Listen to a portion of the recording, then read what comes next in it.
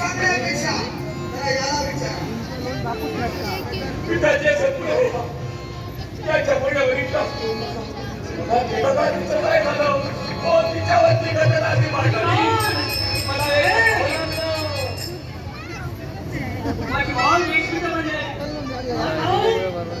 या जाऊन की व्हायचे तुम्हाला वाटतंय की पटतंय विश्वास तुमचा ह्याच्यावर जास्त आहे परिस्थितीला सोडून मिळाली हा भावाला पुत्र आहे सत्य लोकनाथ आहे माझा पुत्र केव्हाही खोटं बोलू शकत ओ नाही ब्रह्मदेव सत्य लोकात राहता म्हणून फक्त सत्य लोकनाथ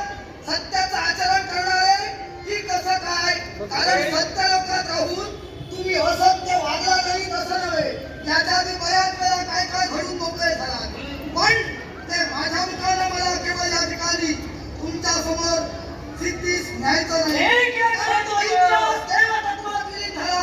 पण तुमच्या पुत्रानं प्राप्त परिस्थितीत माझ्या पुत्रावर शत्रू करण्याचा प्रयत्न केला या मुलाला त्याची कबुली याच्याकडून घडली नसेल तर नाईलाज माझा होईल आणि महादेव